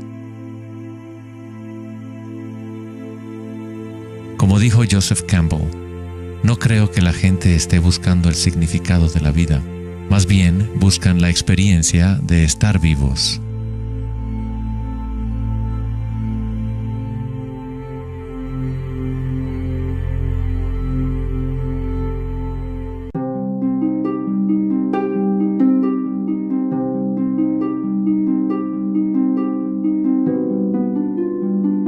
Cuando al Buda le preguntaron, ¿qué eres?, simplemente dijo, estoy despierto. ¿Qué quiere decir eso, estar despierto?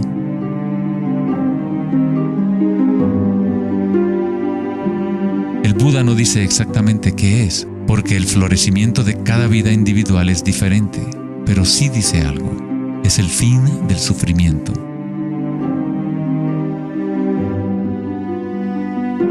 Toda tradición religiosa importante tiene un nombre para el estado de estar despierto: cielo, nirvana o moksha. Una mente en calma es todo lo que hace falta para comprender la naturaleza de la corriente. Todo lo demás ocurrirá una vez que tu mente esté en calma. En esta quietud, las energías internas despiertan y funcionan sin esfuerzo de tu parte. Como dicen los taoístas, el chi sigue a la conciencia. Al permanecer en calma, uno empieza a escuchar la sabiduría de las plantas y los animales, los quietos susurros de los sueños, y se aprende el sutil mecanismo por el cual los sueños se manifiestan en forma material. En el Tao Te Ching, este tipo de vida se llama Wei Wu Wei, hacer, no hacer. El Buda habló del camino intermedio como el sendero que conduce a la iluminación. Aristóteles escribió el justo medio, el punto medio entre dos extremos, como un sendero de belleza, sin demasiado esfuerzo ni tampoco muy poco. Yin y Yang en equilibrio perfecto.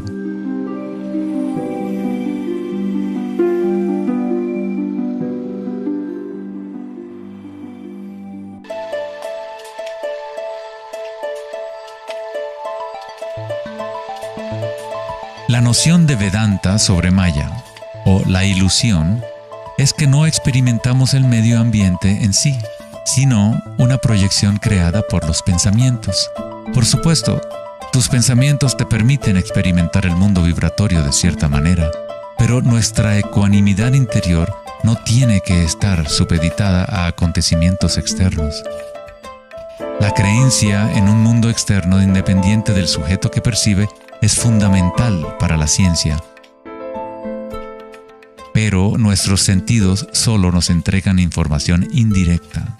Nuestras nociones acerca de este mundo físico creado por nuestra mente están siempre filtradas por nuestros sentidos y, por lo tanto, siempre son incompletas. Hay un campo de vibraciones que subyace en todos los sentidos. Las personas con una condición llamada sinestesia a veces sienten este campo vibratorio de diferentes maneras. Los sinestésicos pueden ver los sonidos como colores o formas, o las cualidades asociadas de un sentido hacia otro.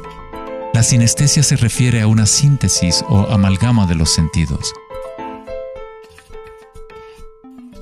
Los chakras y los sentidos son como un prisma que filtra una serie de vibraciones. Todas las cosas del universo están vibrando a diferentes velocidades y frecuencias. El ojo de Horus se compone de 6 símbolos. Cada uno representa uno de los sentidos. Al igual que el sistema védico antiguo, el pensamiento se considera un sentido.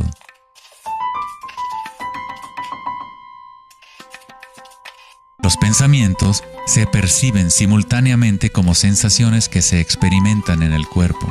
Surgen de la misma fuente vibratoria. El pensamiento es simplemente una herramienta, uno de los 6 sentidos, pero lo hemos llevado a un estado tan elevado que nos identificamos con nuestros pensamientos. El hecho de que no identificamos el pensamiento como uno de los 6 sentidos es muy significativo. Estamos tan inmersos en nuestros pensamientos que al tratar de explicar el pensamiento como un sentido es como explicarle a un pez el agua. ¿Agua? ¿Qué agua?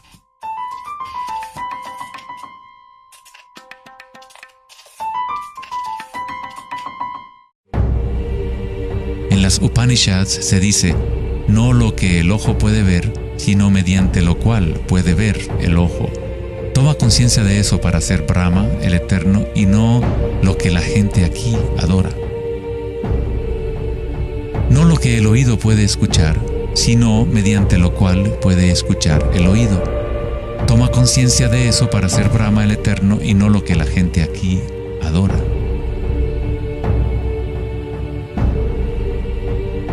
No lo que el habla puede iluminar, sino mediante lo cual el habla puede iluminarse. Toma conciencia de eso para ser Brahma, el Eterno, y no lo que la gente aquí adora.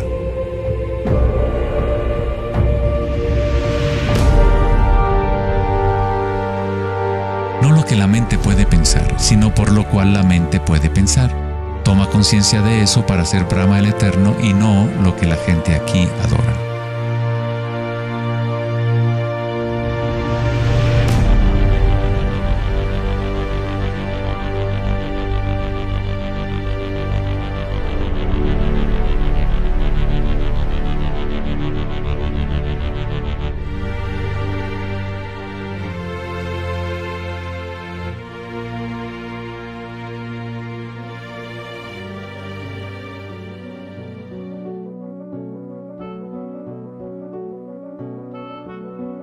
la última década, grandes avances se han llevado a cabo en el ámbito de la investigación cerebral. Los científicos han descubierto la neuroplasticidad, un término que expresa la idea de que el cableado físico del cerebro cambia según los pensamientos que se mueven a través de él. Como expresó el psicólogo canadiense Donald Hebb, las neuronas que se ponen en marcha al mismo tiempo se conectan entre sí. Las neuronas se conectan al máximo cuando una persona entra a un estado de atención ininterrumpida. Lo que esto significa es que es posible dirigir tu propia experiencia subjetiva de la realidad. Literalmente, si tus pensamientos son de temor, preocupación, ansiedad y negatividad, estás incrementando la conexión para que surjan más pensamientos similares. Si diriges tus pensamientos hacia el amor, la compasión, la gratitud y la alegría, creas la conexión para repetir esas experiencias. ¿Cómo hacerlo cuando estamos rodeados de violencia y sufrimiento? ¿No es esto una especie de engaño o vana ilusión? La neuroplasticidad no es lo mismo que la noción de la nueva era que dice que creas tu realidad con pensamientos positivos. En realidad, es lo mismo que el Buda enseñó hace 2500 años. La meditación vipassana o la meditación introspectiva podría describirse como neuroplasticidad autodirigida. Aceptas tu realidad tal como es, como realmente es. Pero tú lo experimentas en el nivel raíz de la sensación, en el nivel vibratorio o energético, sin prejuicio o la influencia del pensamiento. A través de una intención ininterrumpida en el nivel raíz de la conciencia, se crea la conexión para una percepción completamente diferente a la realidad.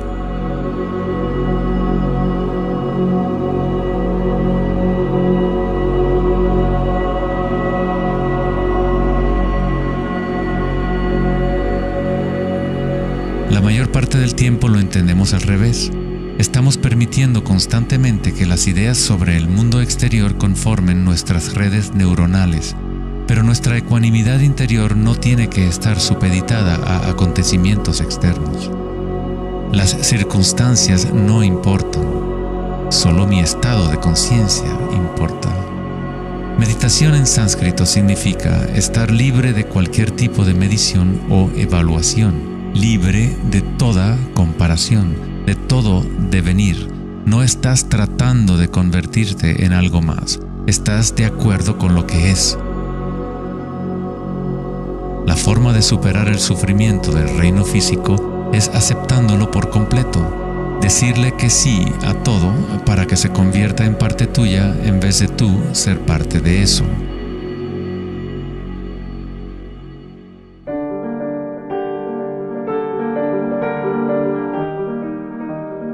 ¿Cómo se puede vivir de tal manera que la conciencia deje de estar en conflicto con su contenido? ¿Cómo puede uno vaciar el corazón de las ambiciones mezquinas?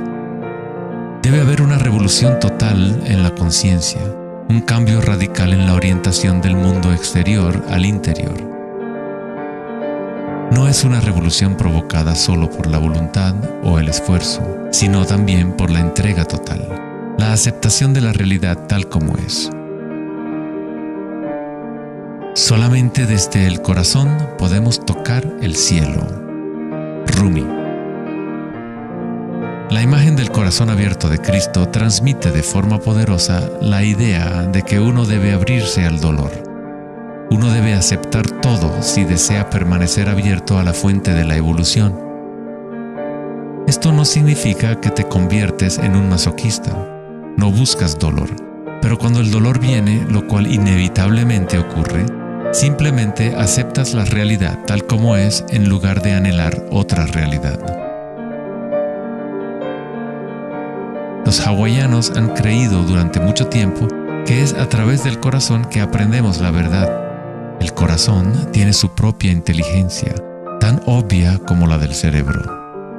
Los egipcios creían que el corazón, y no el cerebro, era la fuente de la sabiduría humana. El corazón era considerado el centro del alma y la personalidad. Era a través del corazón que se expresaba la divinidad, impartiendo conocimientos a los antiguos egipcios sobre su verdadero camino. Este papiro representa la medición del peso del corazón. Era considerado algo bueno pasar la vida después de la muerte con un corazón liviano. Eso significaba que habías tenido una buena vida. Una etapa universal o arquetípica que experimentan las personas en el proceso del despertar del centro del corazón es la experiencia de la energía personal como la energía universal.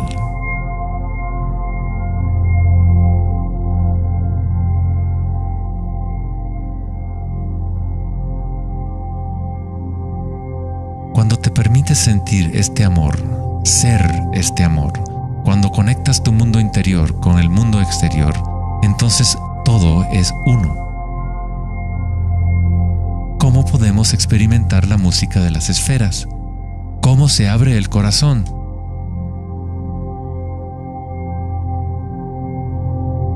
Sri Ramana Maharshi dijo: Dios habita en ti, como tú, y no tienes que hacer nada para ser consciente de Dios o de ti mismo. Ya es tu estado verdadero y natural. Solo abandona toda búsqueda, dirige tu atención hacia adentro y sacrifica tu mente al único ser irradiando en el corazón de tu propio ser. Para que esto sea tu experiencia que vives en el presente, el autoconocimiento es el único camino directo e inmediato.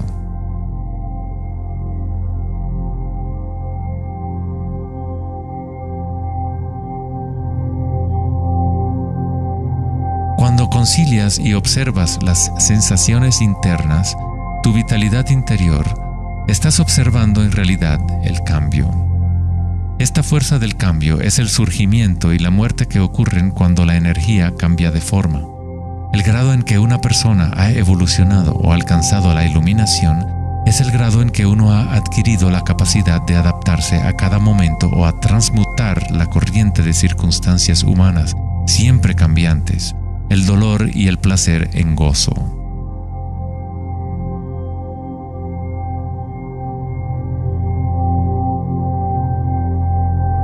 Leo Tolstoy, autor de La Guerra y la Paz, dijo que todo el mundo piensa en cambiar el mundo, pero nadie piensa en cambiarse a sí mismo.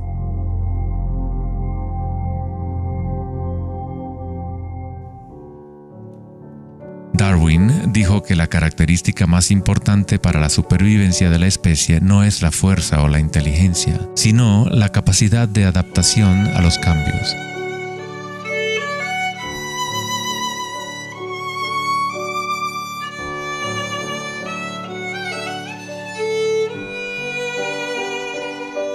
Debemos convertirnos en expertos en adaptación. Esta es la enseñanza budista de Anicca. Todo está surgiendo y desapareciendo, cambiando. El cambio es constante. El sufrimiento existe solo porque nos apegamos a una forma particular.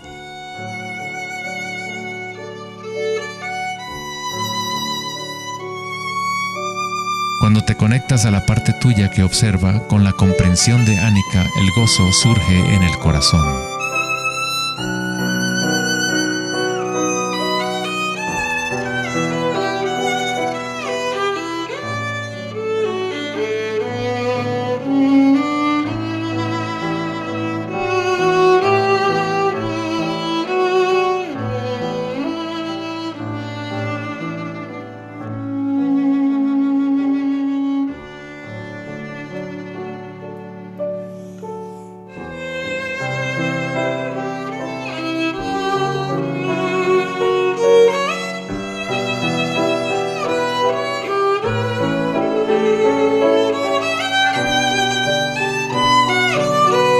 Santos, sabios y yogis a lo largo de la historia han descrito de una manera unánime la unión sagrada que se produce en el corazón, ya sean las obras de San Juan de la Cruz, los poemas de Rumi o las enseñanzas tántricas de la India. Todas estas enseñanzas diferentes tratan de expresar el misterio sutil del corazón. En el corazón, esta es la unión de Shiva y Shakti, la penetración masculina en la espiral de la vida y la entrega femenina al cambio. Atestiguar y aceptar de forma incondicional todo lo que es. Con el fin de abrir tu corazón, debes abrirte a los cambios. Vivir en el mundo aparentemente sólido, danzar con él, comprometerte con él, vivir en plenitud, amar por completo, pero sabiendo que es transitorio y que, en última instancia, todas las formas se disuelven y cambian. El gozo es la energía que responde a la calma. Surge al vaciar la conciencia de todo contenido. El contenido de esta energía de gozo, producto de la calma, es la conciencia. Una nueva conciencia del corazón. Una conciencia conectada a todo lo que es.